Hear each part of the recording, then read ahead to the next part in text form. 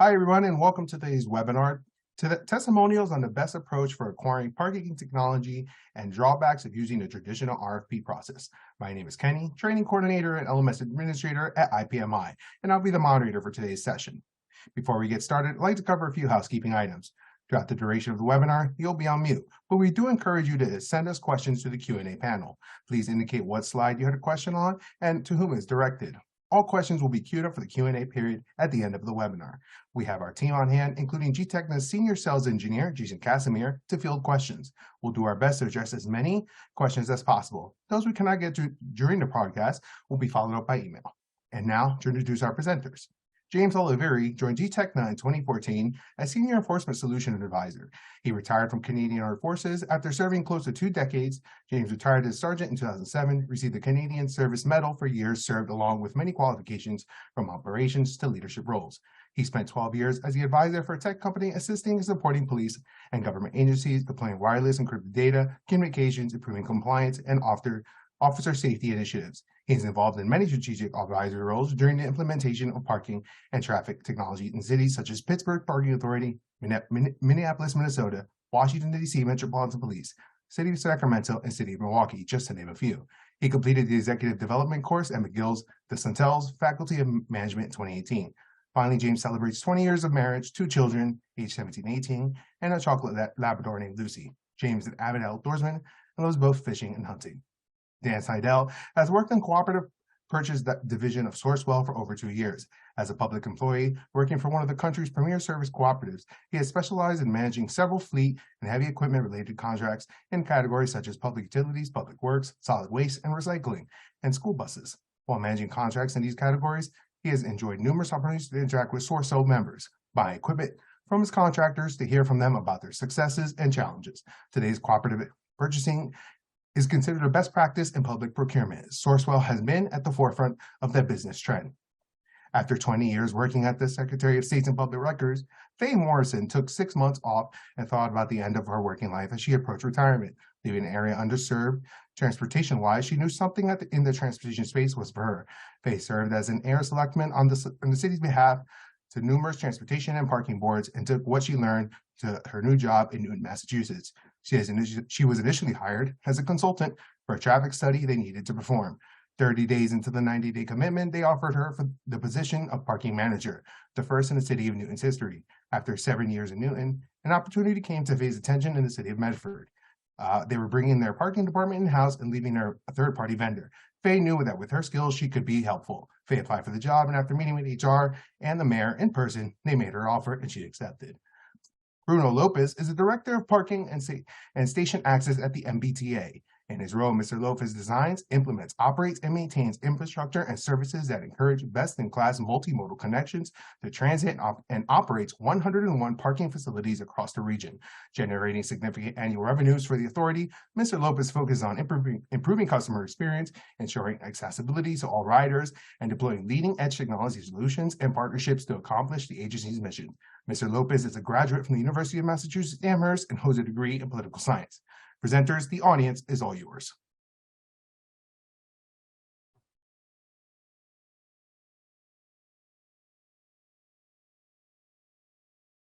Thank you, Kenny. We will now hear from Bruno Lopes from Massachusetts Bay Transportation Authority. Bruno, go ahead. Good afternoon, everybody. Good afternoon from Boston, Massachusetts. Hope it's a beautiful day where you are. So I'm going to be talking about some of the innovative things we've done recently, and hopefully that those innovative management approaches and technologies serve as examples of what you could accomplish within your system as well.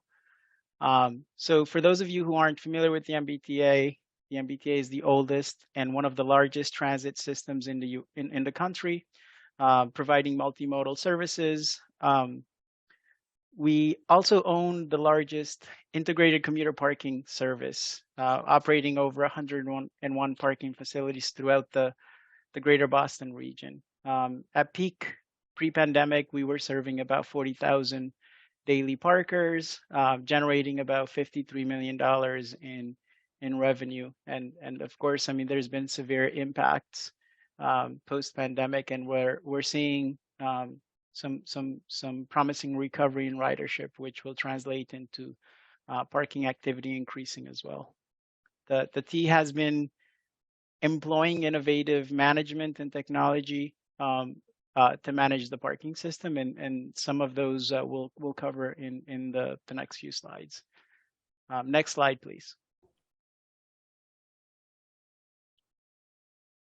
So the three things I focus the most on is customer experience, operational excellence, and of course, we have a mandate to maximize own source revenue so we can reinvest the own source revenues back in the system to improve the services we provide. So just to highlight operational excellence, given that it's a broad term, we focus on creating the best-in-class partnerships with our operators to make sure that our customers' experience, our revenue collection process is industry-leading in all aspects, and that's what we mean by operational excellence. Next slide, please. So I'll cover some of the historical pain points that we have dealt with in the past. And I assume these are pain points in the industry that some of you may be dealing with as well. So one of the highlights is finding the right partner. It is incredibly challenging to find a competent and ambitious partner to help you meet your goals. Also, low bid procurement for those of us who work for public institution can also be incredibly challenging in aligning internal objectives with private party missions. Of course, customer complaints is a major challenge, and that's a reflection of the overall operational state of your system. And, you know, in the parking industry, for those of us who have been in the industry for a long time, revenue loss is an issue that we've all experienced at some point. Next slide, please. So traditionally, most of us use the traditional RFP or bid processes to purchase products and services, and we've been no stranger to that. So the traditional process tends to be incredibly slow. Sometimes it takes years to get a project off the ground.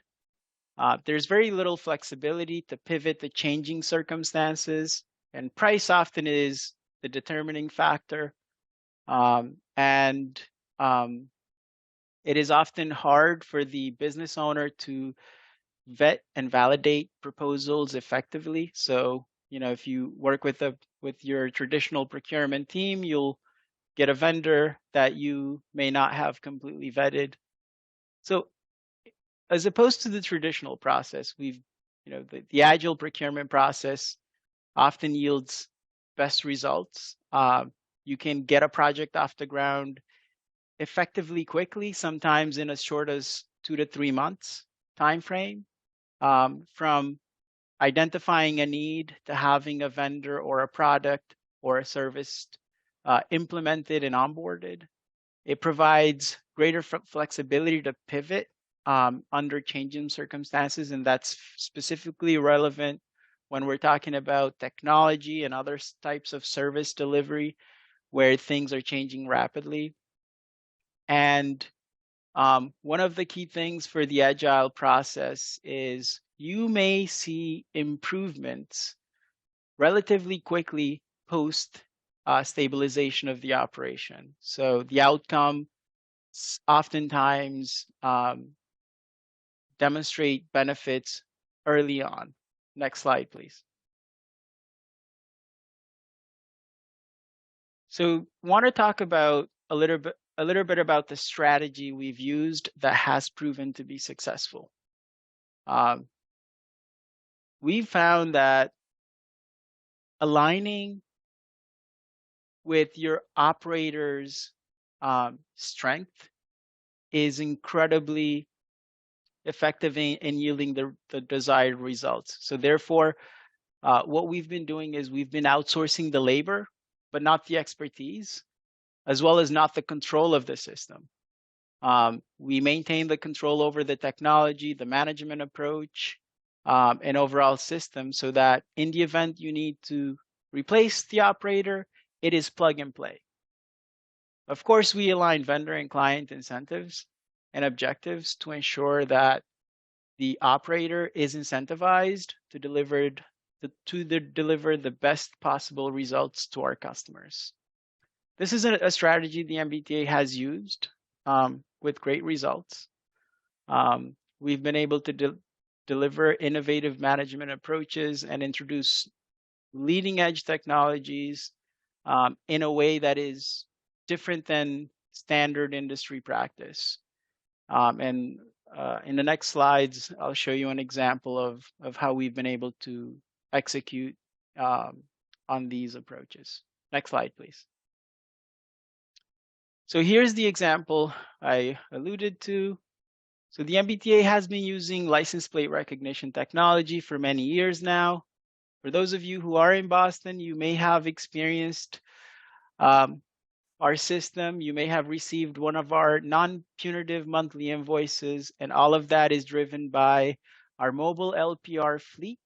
What you see on your screen is an example of an agile process we used to test dozens of license plate recognition cameras from multiple manufacturers to test the efficacy of the system in managing parking facilities.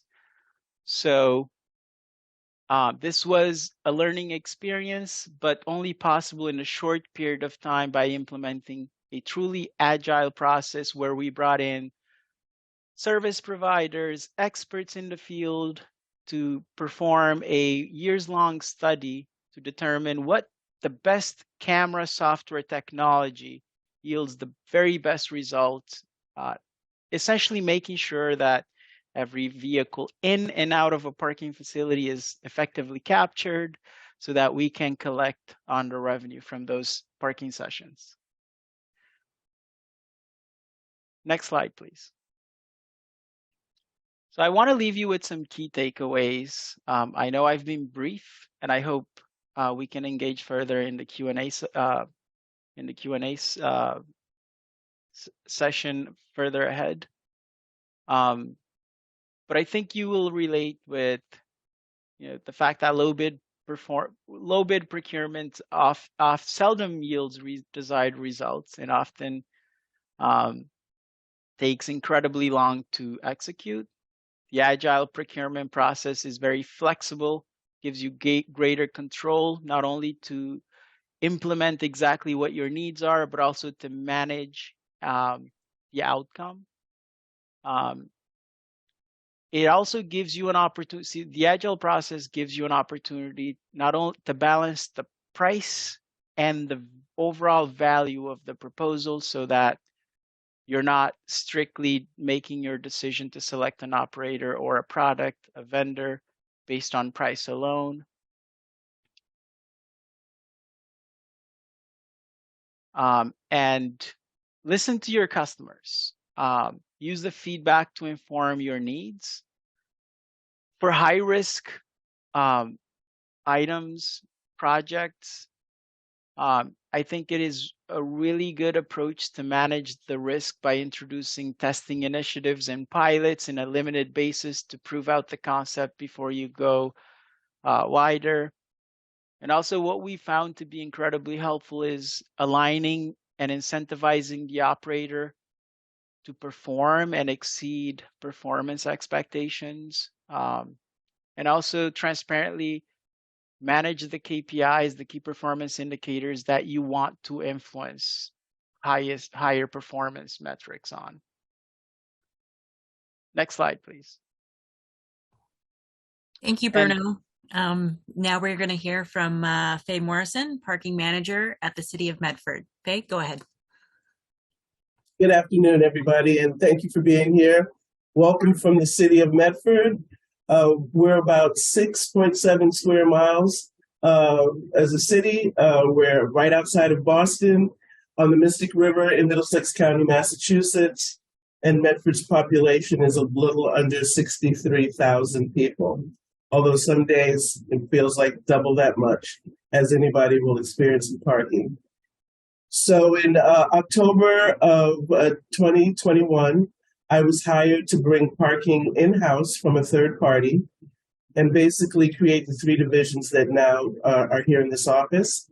The repair crew, who go out every morning and not only collect monies for deposit, but then do any repair work that may need to happen. We have some brutal winters up here, so just the physical demands on infrastructure is very heavy. And then I have an office staff of 4. I have 2 full-time clerks and 2 part-time clerks, which is the biggest office staff I've ever had, considering this is the smallest city I've ever worked for. So that was a learning curve for me. And it's always, I remind people that you bring your experience to the table, but you also need to respond to the residents and their needs. And culturally here in Medford, parking has not been probably enforced as much. So it is a big change for the residents, and it takes a lot of explaining. So I'm happy to have my 4 clerks on board. And then last but not least are the parking control specialists who do the ticket writing for the city. Next slide, please. As I said, the city previously outsourced parking enforcement and permitting to a third party. That went on for about 8 years. A percentage of what they collected, actually 50% of what they collected, came back to the city, and the provider kept the other part. But based on the mayor's commission on parking and policy and enforcement, the city decided to bring parking operations in-house at the beginning of fiscal year 2022, when the contract that we had with the third party expired the 6th of January. Next slide, please. So what I wanted when I came in, walked through the door about 3 or 4 months before the contract ended, I wanted to make sure that whatever I could get was the best available. It made sense to me, since we were starting from scratch, to have the best resources, the best programming, the best parties on board to provide the best experience for the city, and hopefully show them how the quality of their lives and the business people's lives can be enhanced by having a good, strong online process, so that permitting and paying your tickets, things of that nature, it isn't always a trip into a building. Before, they would have to go to the offices of the third party, and we wanted to be able to provide an opportunity for people to pay from home. We also have provided a self-serve kiosk in our lobby. It's one of 3 that we have throughout the city. Our housing department has 2 over in their facilities. And so we have set up the home screen that not only can they pay for parking, but they can pay for any online processing, from excise tax to property tax to their housing needs. So all 3 machines kind of mirror each other at this point. When I did take over, the problem that I did have was a very unhealthy infrastructure. The meters were aging out, as we would call it. They were almost 8 years old. And as we know, in parking terms, that's some pretty old technology. A lot of upgrades needed to happen. But once we were able to get that done, then I could turn to procuring the other support systems that I needed. And at that point, I turned to some old friends to help me find a command center. Next slide, please. Problem that I definitely had, unlike my friend at the MBTA, I could not use an RFP in order to have this office up and running in 3 months. I needed to be able to use Sourcewell. It was absolutely necessary for me because I needed the control over who we were hiring, because I was working with a city that didn't speak the parking language. So the mayor, the chief of staff, to some degree, even the police department, I needed to educate them about what I was talking about, what the needs are, and what actually creating an office looked like. So the lengthy RFP process just wasn't an option for me. I also wanted to be able to reach out to partners that I had already worked with, one of them that had been recommended by the commission, so that made it easy. Another that I had never had an opportunity to work with, but that I greatly respected in order to help me think out of the box about the command center, because I knew we were going to need some really heavy technology, virtual chalking, the ability to have infrastructure and a system that was robust enough that we could take the pictures that we needed along with those tickets that were being issued, because folks had a lot of questions. They were being ticketed for things that they probably had never been ticketed for before. Next slide, please.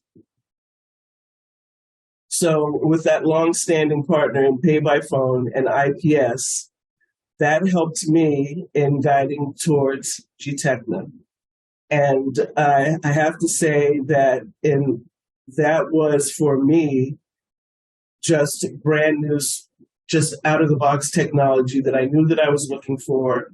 I knew that they would be able to deliver reasonably quickly, but I knew that had I have RFP'd this part of the job, there's no way that by January 6th, I could be giving a date when we would be up and live. It just wasn't going to happen.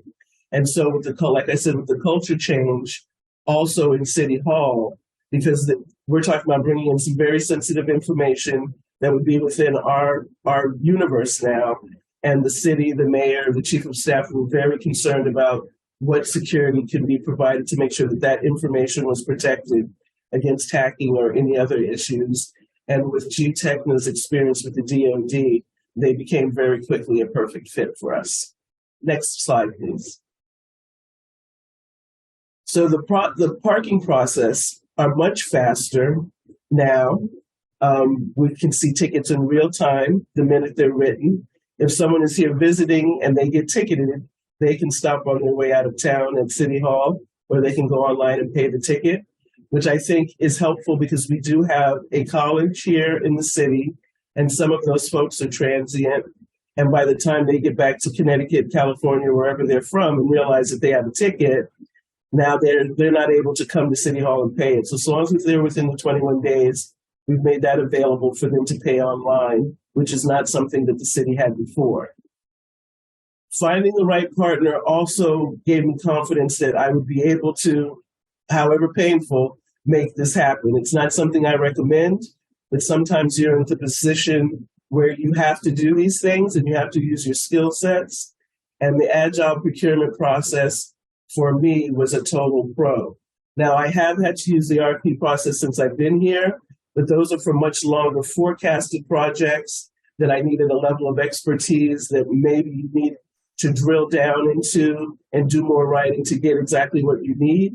So I'm not saying that I would never use that process, but for some of the things that we use and some of the operating processes that we use, the Sourcewell project process is much smoother and much more effective. Next slide, please. So we have some future visions that we're working on too for parking and the city. The City Hall is and the executive office have just announced that they are going to be looking for a private partner to do a public-private partnership and build some infrastructure over some of our squares parking space. So they're talking about maintaining the parking space on the ground level, building up, and maybe providing more apartment space, more affordable housing, or more retail space in some of our squares, which are very small and tight if you've ever been here. So the only way for us to go is up. We also want to go totally electric, which is everybody's dream. We all want it to be better for climate change and for the environment. And as I sit here in my office watching, I'm sitting between two actual highways, which are usually pretty clustered. Keeping the air clean, obviously, is something that Medford is very focused on. We continue to facilitate culture change, and in that way we're having some public meetings moving forward so that we can explain the new technology to folks. We're getting ready to do a second upgrade with IPS and provide the city with more accurate infrastructure. We're also talking about streamlining some parts of the city. I'm going to lose some parking. It's a very small stretch of parking, probably the next 4 or 5 years, because along the river, they're going to create a walk space, but those spaces are going to be pushed out to other parts of the city so that we won't lose any total parking space and still be able to provide the village center here in Medford Square with something appealing and that folks can use. And we're also doing our finally getting to our GIS mapping. We're doing the whole city, but in the parkings layer, we're able to identify every municipal lot and their roles, because we have a lot of mixed use here. We have lots that are just for commuter parking, lots that are mixed use municipal and business. And so people sometimes get ticketed because they're using their permits in the wrong lot. So this will make all of that transparent and easily found. And another layer that will also be added to parking is every single meter, every single kiosk will be footprinted. So people are often asking, where can I park? Where's the paid parking? Where's the permitted parking? All of those layers will be able to let people know by just going to our website where they can find all of those things. And last but not least, we have about 7 basic languages that are spoken here in Medford. And we're looking at some point to have some kind of translator that's also online that makes it easier for people to navigate through the process of having to pay. Next slide, please. So in conclusion, I just wanted to say to everybody from my experience, make sure you're driving the right vehicle for the process that you want to do. I've seen some RFPs from other cities lately, and they really want some things in a very short period of time. 2 months, 3 months. And we all know that the RFP process doesn't turn that corner that quickly. And so I would say if you need to move quickly, there are resources available to you through the Sourcewell and other lists here in the Commonwealth. And I suggest that you use them. It won't eliminate ever having to use an RFP, but you should be using the tool that will get you to your goal and objective quicker. And then you're less frustrated, your city's less frustrated, your executive office is less frustrated. Hopefully, I mean, nobody's ever going to be 100% happy, but it allows you to have some flexibility and some movement that will lead to your success. So thank you very much. Thank you very much, Faye. Now we're going to hear from James Olivieri, Enforcement Senior Solutions Advisor, East Coast Operations from gtechna. Go ahead, James. Oh, thank you very much, Sydney. Bruno, thank you. Great conclusion, Faye. That was well said. That brings us right into understanding the RFP and project delivery timelines. Go to the next slide, please. So, I prepared something to share with everybody. For those of you that have worked extensively on preparing for an RFP, truly understand the effort and dedication and time required to putting together a well-defined and detailed proposal. Take this example I'm showing of an RFP timeline from the initial discovery phase, gathering the vision, creating the creation of what you want to achieve, to contract award.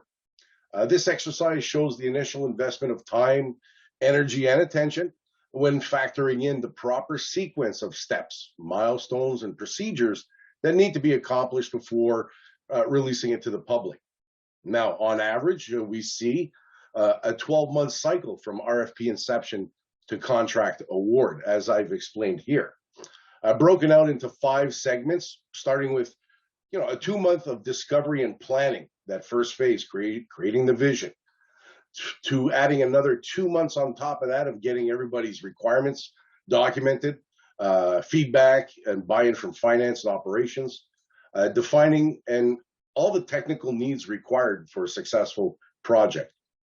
Then moving to the main effort, of course, consists of approximately 6 months worth of data gathering, departmental buy-in, proposal preparations, to RFP selection stage, consisting of reviewing all the responses, the shortlist demos that we've all done, reference callings, and the final selection.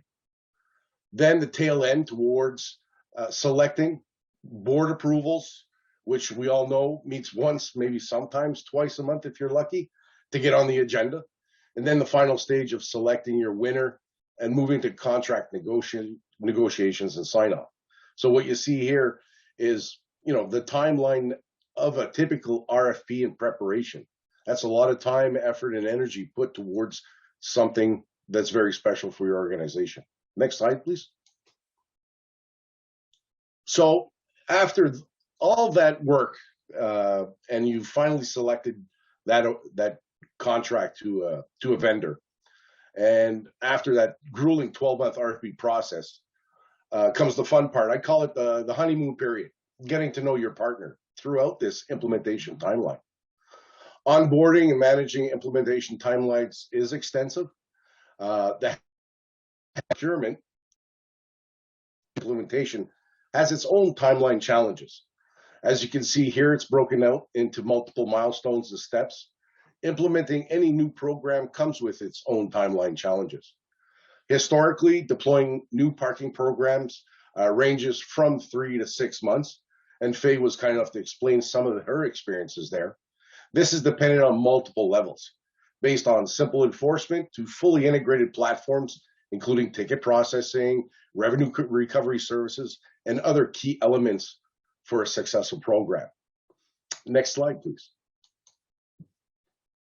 So in conclusion, my 3 top takeaways from listening to everybody so far and explaining that purchasing co-ops are there to help its members move efficiently through the process of acquiring parking technologies, its goods and services by significantly reducing the timeline from selection to go live. These benefits range from the time and effort saved on traditional RFP processes while leveraging tools like purchasing co-ops.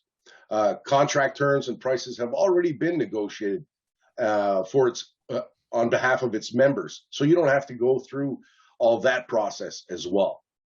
The end result, that may not always be what you want. One of the fallbacks of standard RFP processes is having to select the lowest bidder.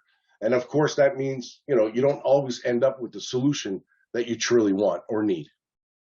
The drive and vision to migrating from one solution to another within a reasonable timeline is based on the need to improve current workflows, the processes that take advantage to you and your organization, but most importantly, have a direct and positive impact to your revenue stream. The longer it takes to change, the higher the risk of losing out on those profits.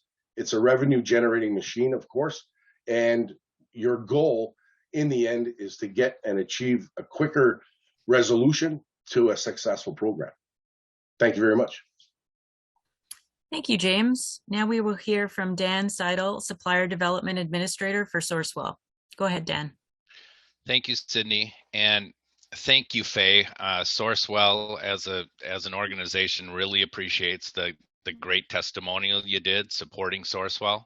Very happy it worked out, and there's a lot of other stories like that out in the USA and in all 50 states. The Sourcewell contracts work. So, as James mentioned, there's certainly some key advantages to using a Sourcewell contract.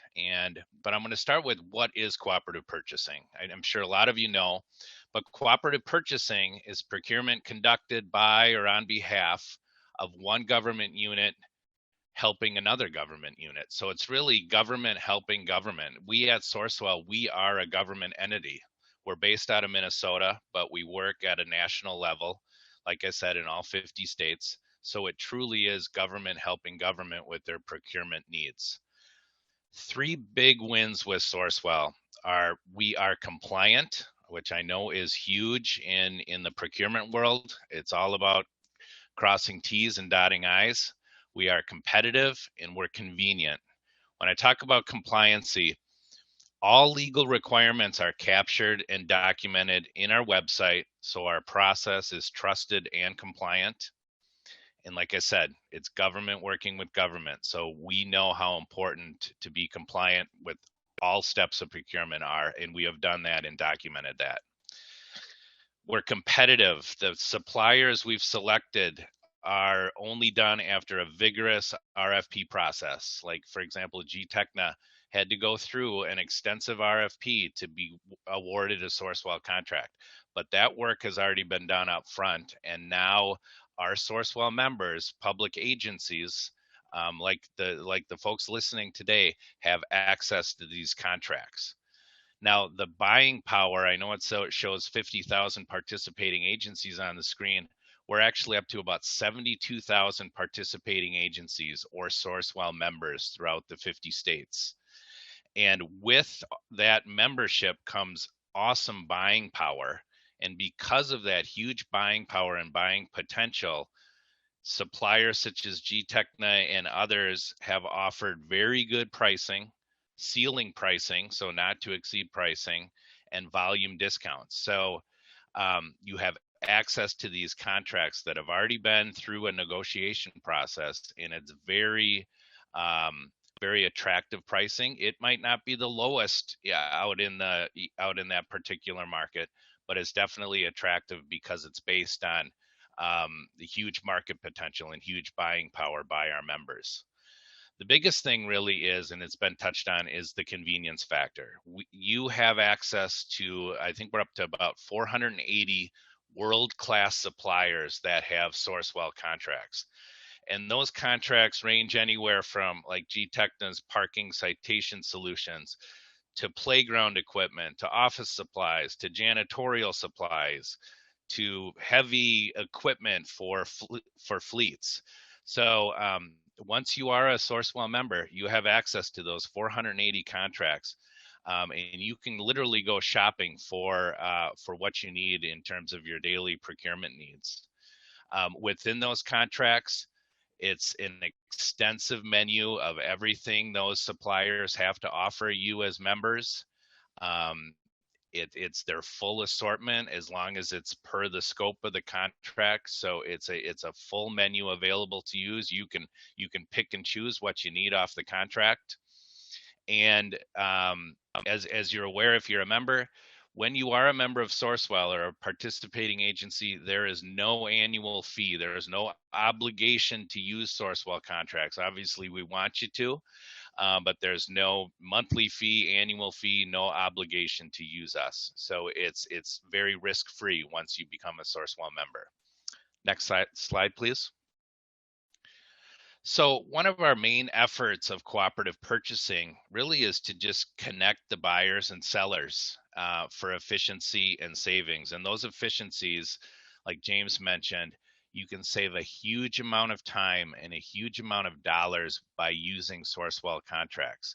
The key premise here is if you're a Sourcewell member and you know that gtechna has the solution for you and you want to buy from gtechna, well, if you send it to that RFP process, you lose all control of that, right? And it might be that you settle on the lowest cost, and you might not in the end be happy with that solution. So, as a Sourcewell member, if you know you want to buy gtechna solutions, and you use the Sourcewell contract, well, guess what? You're going to get exactly that. You are going to get gtechna's product, which is great. You maintain control during that whole process. The documents, the forms, the membership, the RFP evaluation, all of that is a great asset to you because it's consistent and easy and compliant all the way through. So again, it comes down to that compliancy. Sourcewell does everything to be compliant in your procurement process. We continue to refine our efforts to meet the changing needs. As it says, one big example of that is we are adding categories and suppliers on contract as the needs seem to come up within public procurement. A big example of that is, and Faye touched on this, a big push towards electrification. And Sourcewell now has categories and contracts for electric vehicle supply equipment, electric buses, everything that's going on with the electrification and the changing world which we live in. We are adapting to that and making contracts and categories more available to you as our members. And then lastly, when purchasing, you are the experts. You're the procurement experts. So absolutely defer to your local laws. But by and large, Sourcewell works. It works in all 50 states. It works in the vast majority of cities. But again, always defer to your local laws, because that sets the precedent. But like I said, by and large, in the vast majority of the time, your Sourcewell, these various Sourcewell contracts that you have access to will work for your purchasing needs. Next slide, please. So in sum, I talked about the convenience and the time savings, and it will absolutely help you save time by using a cooperative contract. And in this case, obviously we want you to use Sourcewell. What is a 10-step process, and I know James alluded to this, where you're identifying the need, you're discussing it with procurement, getting the necessary approvals, then you're going through the scope and advertising and evaluating the RFP, and then you issue a PO, and then you finally receive goods and services.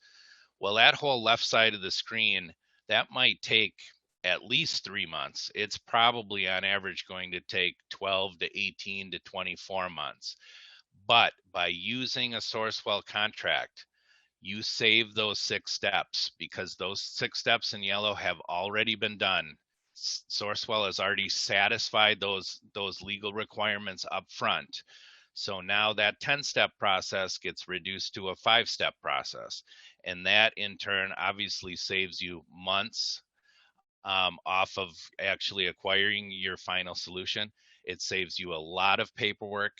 It saves you a lot of dollars going into resources that are doing, all of that paperwork for advertising and the opening and the evaluating. By using a Sourcewell contract, it already satisfies all those things. So again, you're saving time and money using cooperative contracts. With that, I will turn it over to, I believe we're handing it off to, I guess I'll let Sydney take over. Thank you. Thank you, Dan. Now we will hear from gtechna's Jason Casimir for the Q&A portion of the presentation. Jason? All right. Thank you, everybody. Thank you to the panelists. Thank you to everyone involved in this. Now, what I would ask everybody is to try to use that little button we have where you can ask some questions. It comes to me. I can organize them. I'd say refrain from the chat. And I'd like to see some questions coming in, and I'll ask some of our panelists some questions live and get some answers. While that's happening, what I would say is it was pretty interesting to hear the flow from Bruno all the way to you, Dan. And I think you helped, specifically Dan, clarify the process a little bit in terms of kind of how do you do it, but also when would you do it, why would you do it, and what makes Sourcewell such a credible thing to actually use. So once again, anybody who's listening, try to use the Q&A button to ask some questions. All right, so we see there's a few coming in here. Yeah, exactly. That's a good question. I was thinking myself. So Dan, already, is this process unique to the US? Does this exist in Canada as well? Maybe a little. It does. It definitely works in all 50 states in the US, but it also works in all of the provinces in Canada except Quebec. We have a sister company in Canada called Canoe that basically does what Sourcewell does in Canada. So Sourcewell my job is more confined to the United States, and our sister company Canoe does what Sourcewell does in Canada. So for more information on that, I can definitely, please reach out to me. I can share with you more details on what Canoe does, and I can get you in touch with the right people. Another question for you, Dan, and I figured people would ask questions to you. I guess people are just curious, as an organization, how do you operate? What is the question's kind of like, how does Sourcewell fund their operations? How do we keep our lights on? Yep.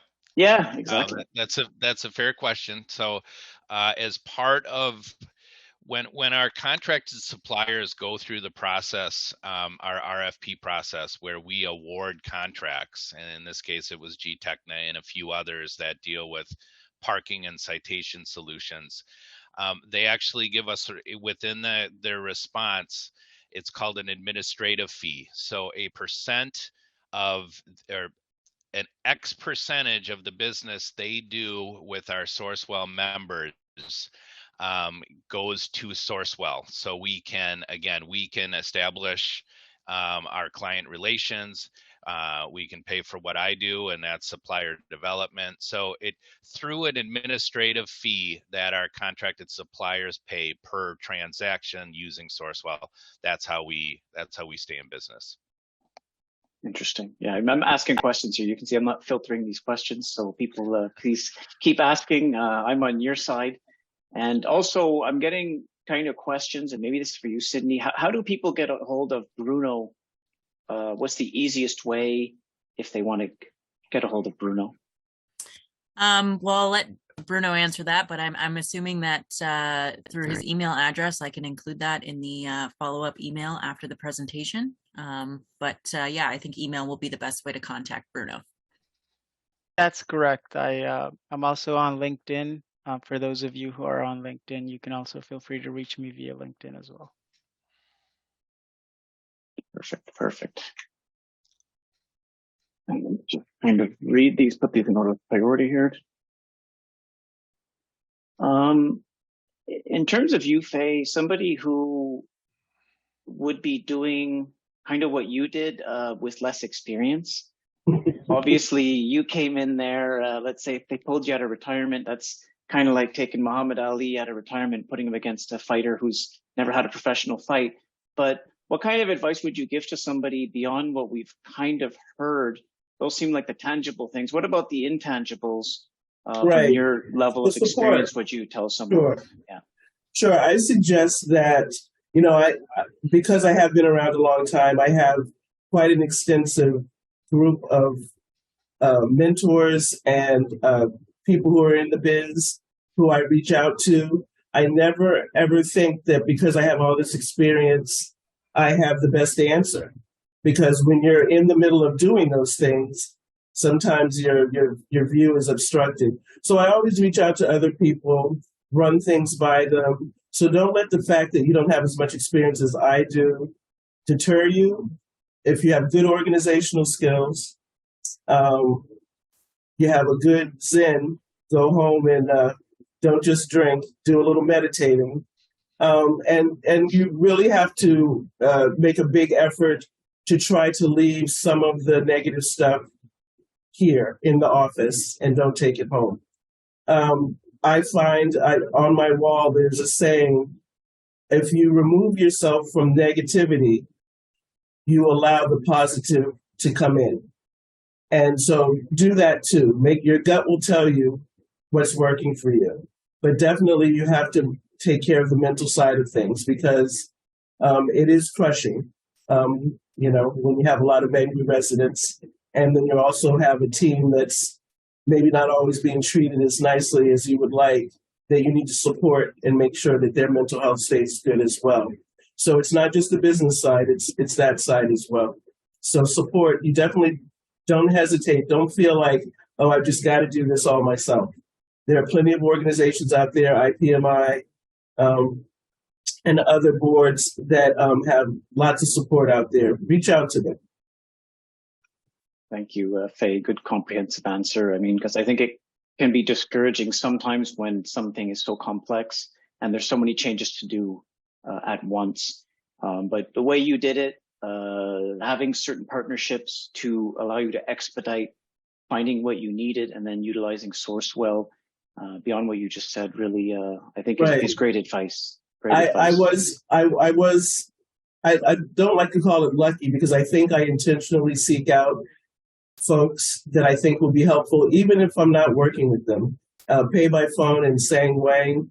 We never ever got to work together in my previous position, but we stayed in touch over the years, became, you know, pretty friendly. And so I was happy to be able to work with him at this point because you never know where that support's going to come from. So keep all your connections. So at one point, somewhere in your career, they're going to be helpful and valuable. Yeah, don't burn your bridges. And yeah, don't burn your bridges. Try not to. And the parking world is kind of small, so it's funny that you say that, Faye.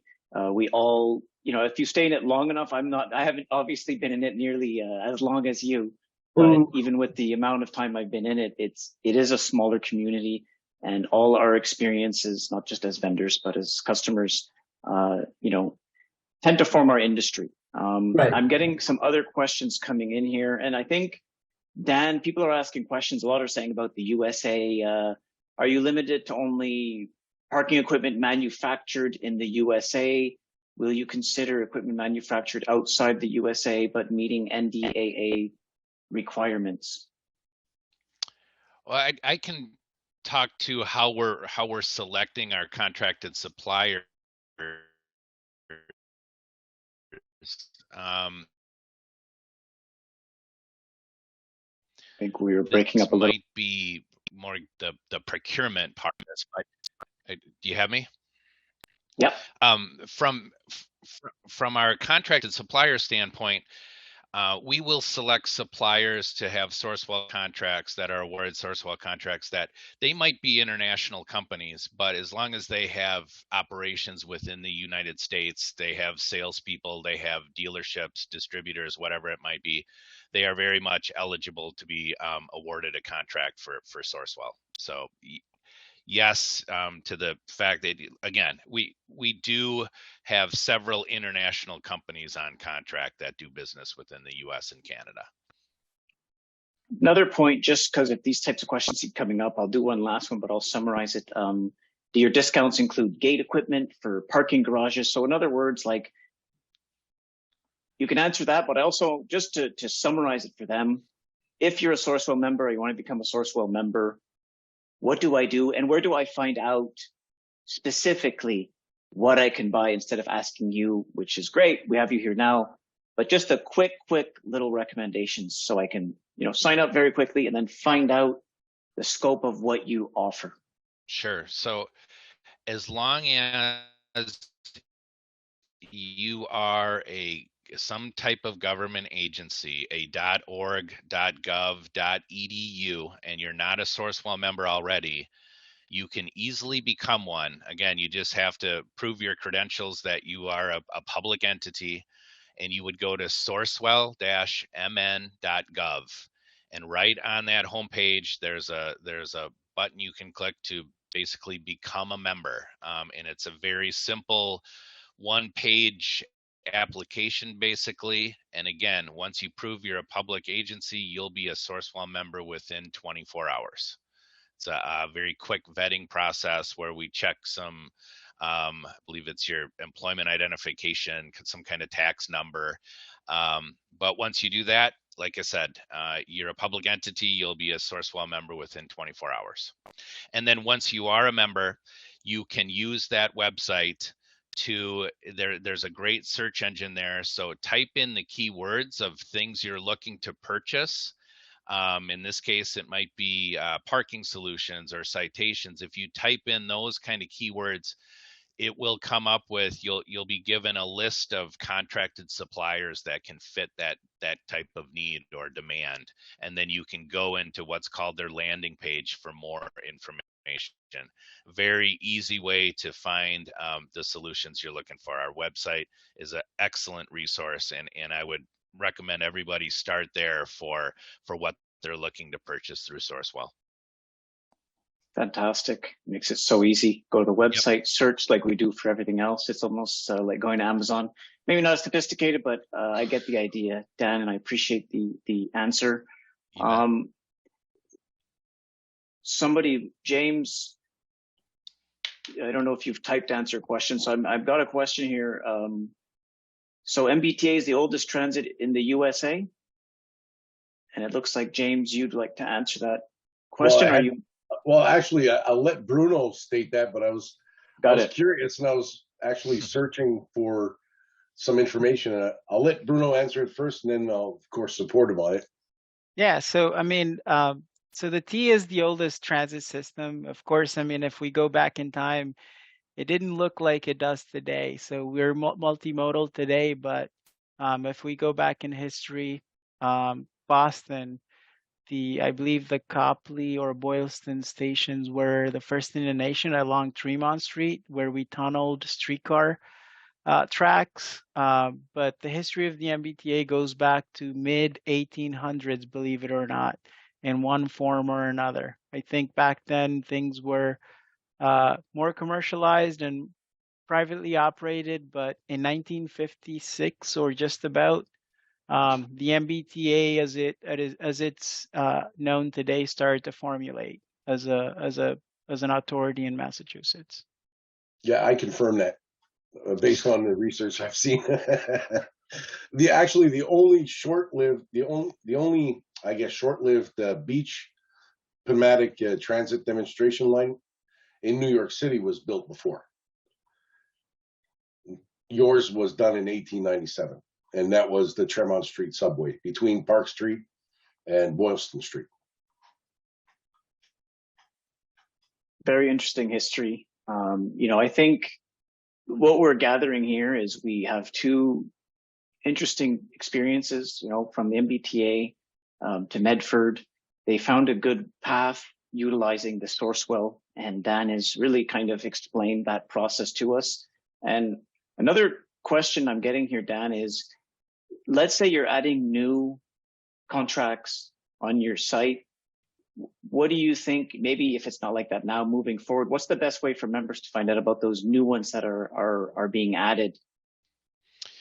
Well, I know, Jason, we have as soon as contracts are awarded and then signed by the awarded suppliers, we send a mass mailing out to all of our Sourcewell members, all 72,000 of them, that say, hey, did you know we just concluded this category, and these 6, 7, 8 suppliers were all awarded Sourcewell contracts, and here's what these companies are all about. So it's a little bit of, this category was just awarded, these are the suppliers that were awarded, and here's kind of the space that they play in. So that's one way we definitely keep our members in tune with what's gone through the process and what's been recently awarded.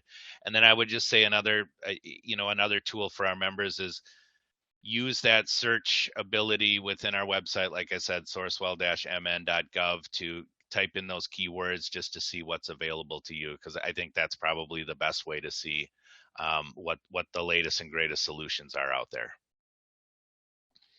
Sounds great, Dan. And I'm sure Kenny's looking to cut in here. I think we have a few minutes left here. Kenny, is it 2 minutes? Did I jump the gun too quick? So if there's any last 2 minutes, you have more questions. Yeah. Perfect. I figured I was coming to 3 o'clock. So if there's any, there we go. Somebody's thrown in another question. Let me just read this here. I guess people really want to get their bleeding edge knowledge from, the vision that's coming in MBTA.